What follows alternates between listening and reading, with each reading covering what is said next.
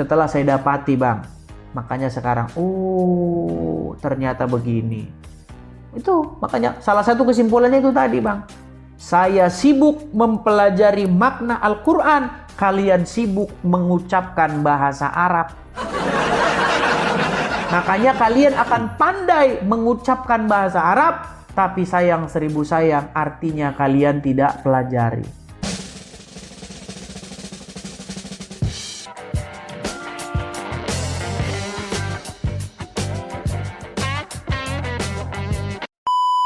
Satu Yohanes 5 ayat 20. Akan tetapi kita tahu, bahwa anak Allah telah datang dan telah mengaruniakan pengertian kepada kita, supaya kita mengenal yang benar, dan kita ada di dalam yang benar, di dalam anaknya Yesus Kristus. Dia adalah Allah yang benar dan hidup yang kekal. Makanya saya bilang tadi bang, ketika kita sama-sama belajar Al-Quran, saya mempelajari artinya, abang belajar membunyikannya. Makanya saya bilang, Anda belajar bahasa Arab, saya belajar makna Al-Quran. Makanya saya bilang, umat muslim pandai, bukan saya yang bilang, tapi Ustadz Munzir Situmorang, dia bilang begini, umat muslim pandai berbicara bahasa Arab, pandai mengucapkan lafaz-lafaz bahasa Arab, tetapi tidak mengerti artinya. Seperti keledai, kata Ustadz Munzir Situmorang. Bang Edis, baca Quran dengan sesuai lafadznya sebagaimana yang telah biasa orang mukmin lakukan, itu diperintah warattilil Qur'ana tartila. Bacalah Al-Quran dengan tartil, tajwidnya dipahami. Saya makharijul hurufnya harus sesuai. Antara H kecil dan H besar itu berbeda maknanya nanti Bang Edis. Betul bang, betul sekali bang. Artinya akan berubah bagi orang yang belajar bahasa. Tetapi arti di dalam Al-Quran itu tidak berubah. Al-Quran itu tidak berubah bang. Ya Al-Quran yang udah dicetak itu. Iya, hanya karena nggak berubah gara-gara saya mengucapkan gitu. yang salah, nggak berubah. Gitu loh. Contoh nih bang, di sini tertulis tanggal 3 Bang Edis Juli. itu menyadari itu ketika berapa tahun menyadari itu? Nah, gini bang. Anda kan tadi bilang belajar makhrij. Ketika saya belajar berapa tahun begitu, tuh menyadari dan kemudian belajar terjemahnya? Ya, ketika saya belajar begitu, saya lihat begini. Ini kalau saya belajar sama orang Islam, ya kan? Kalau saya belajar sama ustadz-ustadz, saya ini malah sibuk belajar belajar huruf Arab, sibuk belajar huruf hijaiyah. Sibuk belajar qalqalah, tajwid, ya kan? Belajar mengucapkannya biar dapat. Sedangkan tujuan saya mempelajari Al-Quran bukan mau dapat amal, bukan mau dapat pahala. Kalau dibaca satu huruf dapat pahala, bukan itu. Tujuan saya mempelajari Al-Quran, apa sih artinya, maknanya di dalam bahasa Indonesia? Maknanya itu apa? Karena saya orang Indonesia, bang, ngertinya bahasa Indonesia. Dan belajar secara otodidak terjemahannya gitu. Akhirnya saya belajar secara otodidak. Tanpa guru. Saya beli buku tafsir, saya beli buku ini Al-Quran begini, saya baca semua terjemahan ini, Departemen Agama. Saya baca, saya bandingkan. Saya cari maknanya yang paling tepat di dalam bahasa Indonesia itu apa. Setelah saya dapati bang, makanya sekarang, oh ternyata begini. Itu makanya salah satu kesimpulannya itu tadi bang. Saya sibuk mempelajari makna Al-Quran, kalian sibuk mengucapkan bahasa Arab. Makanya kalian akan pandai mengucapkan bahasa Arab, tapi sayang seribu sayang, artinya kalian tidak pelajari. Bukan tidak pelajari sih, melajarinya telat. Karena melajari Arab itu udah lama sekali, itu butuh waktu lama, belasan bahkan puluhan tahun. Giliran kalian nanti bacaannya sudah sempurna, artinya lupa. Sehingga kalian tidak pernah tahu yang kalian ucapkan itu tiap hari, tunjukkanlah kami jalan yang lurus, tunjukkanlah kami jalan yang lurus. Tiap hari bang, ihdinas siratal mustaqim, tiap hari. Minta ditunjukkan jalan yang lurus. Coba, kalau minta ditunjukkan jalan yang lurus, apakah artinya sudah tahu jalan yang lurus? Kalau minta, bang, tolong tunjukin saya jalan ke sini, jalan ke Sumedang, mana? Artinya Anda tidak tahu jalan ke Sumedang. Kalau Karena Anda minta kita tunjukkan kami meyakini jalan yang lurus, bahwa berarti Anda tidak tahu jalan yang lurus. ini Mbak Edis, karena kita meyakini bahwa Allah lah yang memberikan takdir terbaik. Ya Allah, tunjukkanlah aku ke jalan yang lurus, berikanlah aku takdir yang baik. Takdir itu sudah ditentukan, sudah ditetapkan bahkan menurut hadis 50.000 tahun sebelum penciptaan. Betul?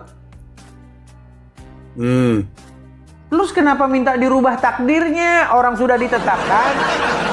Qadarullah sudah ada itu. Qadar ya, takdir sudah ada. Bagaimana minta dirubah takdirnya? Silakan. Ini makin berat nih Bang, makanya kemarin kan sudah kita bahas. Kalau ada seorang muslim korupsi, apakah itu qadarullah? Apakah itu takdir Allah? Abang tadi katakan, oh sudah, itu sudah takdirnya. Bang, kalau sudah ditetapkan oleh Allah seseorang untuk berbuat korupsi, maka seseorang itu secara hukum tidak boleh dimintai pertanggungjawaban, apalagi dihukum. Karena yang bikin dia begitu adalah Allah itu sendiri. Secara syariat orang dikasih akal Bang Edis untuk menentukan antara korupsi dan tidak. Kita ngomong syariat. Lebih menang mana Bang? Ya dia korupsi karena egonya dan kesalahan pilihannya dia sendiri. Mana yang akan menang? Ketetapan Allah, takdir Allah, atau kehendak manusia? Atau daya upaya manusia? Hah? Dua-duanya. Ya nggak mungkin lah Bang. Tidak tempat. Apakah ada yang bisa membantu melawan ketetapan Allah? Gini Mbak Edis, saya jelasin dulu bentar nggak? Kasih waktu nggak kamu dari tadi? Aku nggak dikasih kesempatan. Gini Mbak Edis. Silakan. Dalam Quran dijelaskan, kullayusi bana ilama kata baulahu lana. Tidak ada yang terjadi pada diri kita kecuali apa yang telah ditetapkan oleh Allah. Ayat ini ayat tentang hakikat kenyataan sebenarnya. Semua itu sudah digariskan. Sudah ada ketetapan di Lauhil Mahfudz. Nah, itu secara hakikat dan tempatnya berada di hati. Jadi Bang Edis, dari lubung hati terdalam kita harus meyakini apa yang terjadi, yang akan terjadi, yang sudah terjadi. Ilama kataballahu, kecuali atas apa yang telah Allah tetapkan. Itu secara hakikat. Kalau berbicara syariat, laha makasabat wa alaiha maktasabat. Yang jelek, madharat, manfaat, baik, buruk, itu atas dasar kita sendiri yang mempunyai akal pilihan untuk menentukan antara berusaha dan tidaknya, belajar atau tidaknya. Contoh, saya berdagang, saya jualan HP misalnya. Dalam lurung hati terdalam saya, hasil usaha saya rugi untung sudah Allah tentukan. Itu simpennya di dalam hati, tidak diobrolkan. Sementara secara syariat, kita yang harus berusaha. Untung ruginya bagaimana kita promosinya, bagaimana kita marketingnya yang bagus. Nah, itu secara syariat. Keduanya harus beriringan. Maka ada istilah berjalan di atas syariat, berkeyakinan akan hakikat. Pahami dulu Bang Edis. Contoh, saya dagang jualan. Taruh nggak laris, nggak kejual satupun. Saya nggak akan gantung diri, nggak akan frustasi, nggak akan marah-marah. Karena di dalam hati saya yang membuat rugi dan untung itu Allah. Ketika memang untung, saya tidak akan sombong. Woi, saya orang kaya, berpenghasilan banyak. Karena di dalam hati yang menguntungkan adalah Allah. Ketika gagal, balik kepada Allah, tidak akan frustasi. Ketika berhasil, tidak akan sombong mengakui hasil diri sendiri. Oke, baik. Karena bagaimana ayat kalau lagi yang korupsi? Bentar dulu sedikit lagi. Karena ada ayat yang menerangkan tentang adab-adaban. Ma min hasanatin paminallah, segala sesuatu yang baik itu karena Allah. Wa ma min sayyiatin paminapsik, dan yang jelek, yang buruk itu dari dasar kita sendiri. Itu ayat adab tata krama pengucapan. Jadi kalau Anda kata Bang Edis berkata, jadi gimana dong orang yang korupsi? Ya salah dia. Tata krama dalam berbahasa itu ini namanya standar ganda Bang. Gini, itu bukan standar ganda. Jadi bersyariat 100%, keyakinan hakikat 100%, duanya beriringan. Karena manusia ini tidak punya tapak asar kerja, tidak punya. Semua itu atas kehendak dan takdir Allah. Bentar dulu, dikit lagi. Andai kata sekarang salah penempatan nih, Bang Edis, terakhir nih ya, saya minta 2 menit aja, 1 menit lah. Andai kata sekarang salah menempatkan hakikat yang ada di hati diobrolkan, akan jadi jabariyah kalau dalam Islam. Contoh, misalkan sekarang ada orang yang lagi sakit, berobat, yang nyembuhin mah Allah. Ini akan jadi kesalahan seperti itu. Ayo berusaha, sekarang gimana? Nanti kalau kamu nggak usaha, nggak punya duit, nggak bisa makan. Rezeki mah udah Allah yang ngatur. Nah ini bahasa hakikat, tak boleh diobrolkan. Simpen dalam hati. Andai kata sekarang nih, saya melihat ada saudara muslim saya yang sedang berjinah di belakang rumah saya. Saya lapor ke orang tua saya, Pak, ada yang jadi jinah tuh di belakang rumah. Biarin, takdir Allah. Seperti itu ketika hakikat itu diobrolkan. Oke, saya tanggapi Tapi ya. syariat itu, eksekusi itu yang baru diobrolkan, Bang Saya tanggapi. Edis. Saya tanggapi.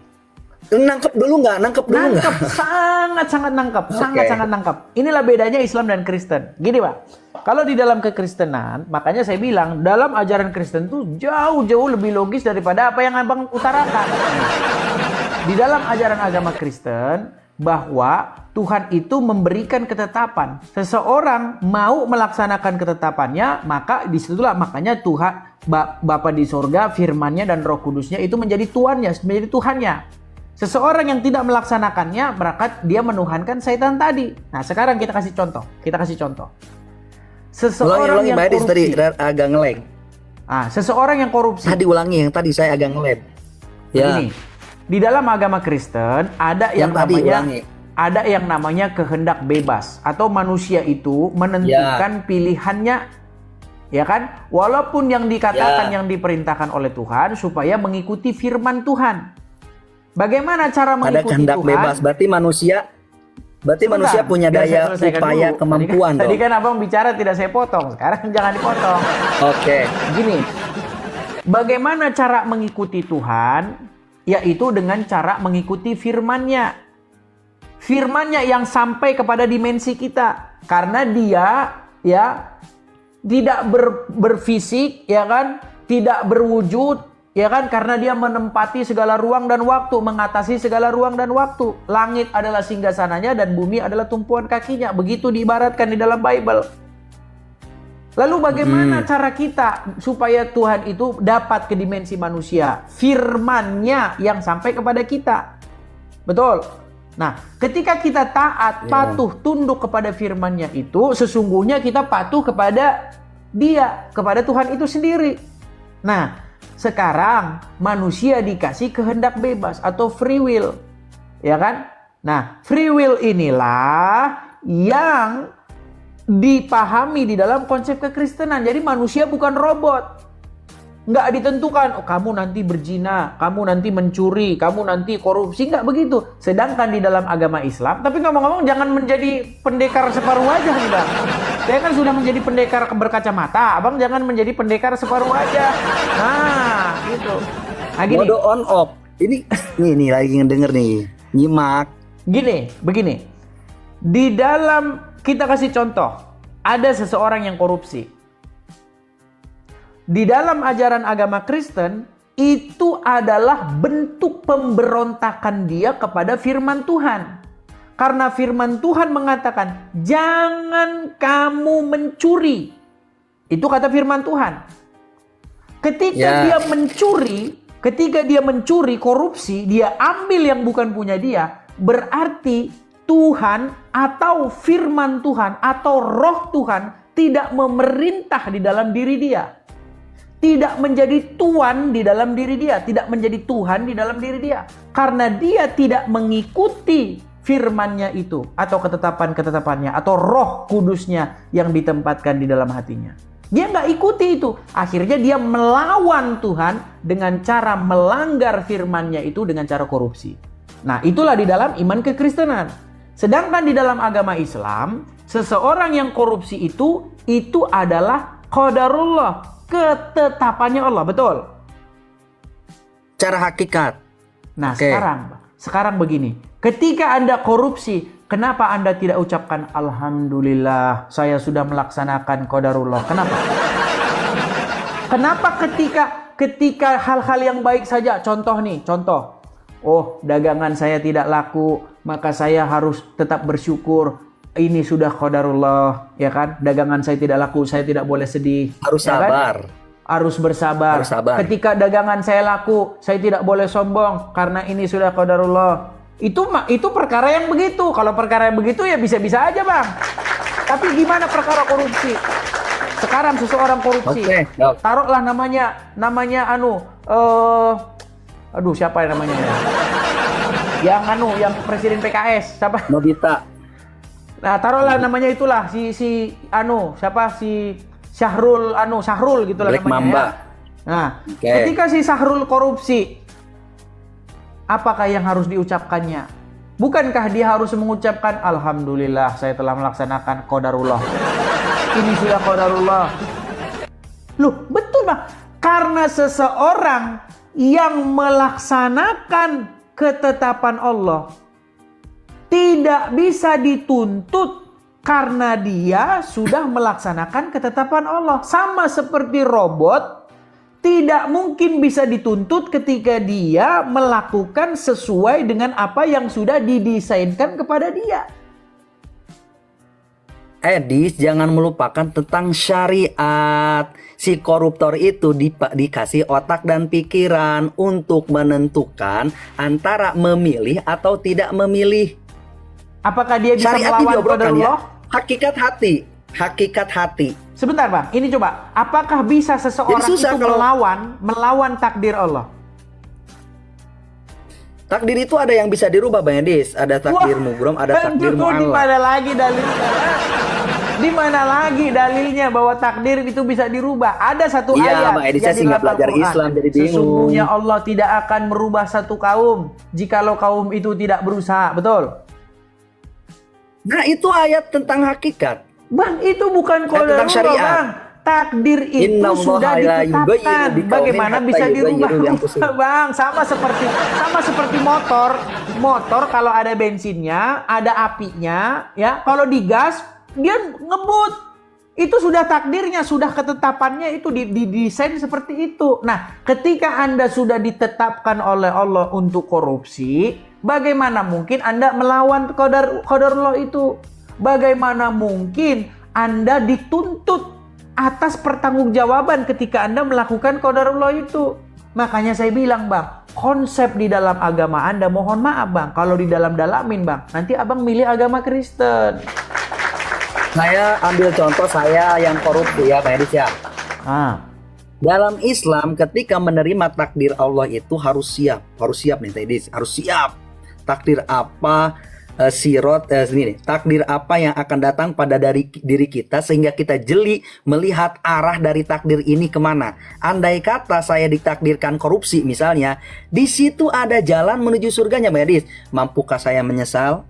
Mampukah saya bertobatan nasuha? Beristighfar, memohon ampun. Jadi ketika ditakdirkan maksiat pun masih tetap ada, karena banyak orang yang berdosa dan pada akhirnya dijadikan penghuni surga, Bang Edis. tapi bisakah Karena dia dituntut, dia mau Bang? survive. Tapi bisakah dituntut Apanya? seseorang yang sudah ditakdirkan Allah untuk korupsi? Bang Edis ngomongnya secara hakikat, secara syariat. Orang dikasih pikiran untuk menentukan. Bang Edis, keduanya harus beriringan. Jangan hakikat 50, syariat 50. Dua-duanya 100% dijalankan. Tapi gini lah, Jadi Bang, kita ahli sunnah itu di antara keduanya. Antara Iya, maksud saya Qadariyah intinya dan begini, Jabariyah. yang mau saya sampaikan begini, intinya, Bang, ya mungkin nanti Abang harus melakukan perbandingan agama. Karena yang selama ini Abang pelajari kan Al-Quran. Kalau Abang belajar Al-Quran terus, yang Anda tahu cuman Al-Quran. Coba baca Injil, baca Taurat, begitu. Karena begini, Bang, orang yang pegang uang palsu, dia tidak akan Jadi kan pernah kita tahu. diskusi untuk sedikit, bisa Bang, ini. sedikit dulu. Orang yang memegang uang palsu, dia tidak akan pernah sadar uangnya itu palsu sampai dia mengelihat uang asli. Karena Ya, makanya oke. saya bilang kita jangan menjadi katak dalam tempurung. Penjual uang palsu, penjajah uang palsu akan bilang itu asli, itu sempurna, itu bagus. Manggut. Oh iya. Selama Anda percaya itu, Anda nggak akan sadar-sadar kalau Anda memegang uang palsu. Makanya, Bang, kita harus berpikir out of the box. Ya kan? Kita harus berani berpikir di luar, tidak menjadi katak dalam tempurung. Apa iya sih, gimana caranya biar saya tahu ini uang palsu atau asli? Coba Bang, lihat yang lain. Seperti itu. Nah, sekarang yang jadi masalah, Abang cuma baca satu kitab doang. Abang nggak baca kitab yang lainnya. Makanya saya sarankan, Bang. Saya dulu, Bang, dulu begitu. Iya, Saya baik, katanya begini, katanya. Saya baca sendiri. Saya luangkan waktu saya untuk mempelajari, untuk mencari tahu. Saya beli Al-Quran, saya buka Injil, saya pelajari, saya baca, saya banding-bandingkan. Gitu nanti, Bang. Makanya, Bang, intinya ya, Makanya Bang Edis gini nih. ketidaktahuan seseorang Ini- membawa seseorang itu kepada jalan yang susah. Gitu, Bang. Oke, mungkin gitu dulu, Bang, ya. Kita sudah panjang lebar, Iya, di bawah siap. sudah pada berkecamuk. Oke, sampai berjumpa Siap, lagi Bang Edis, anak makasih. langit. Terima kasih sudah mampir ke sini. Oke. Sampai ketemu lagi.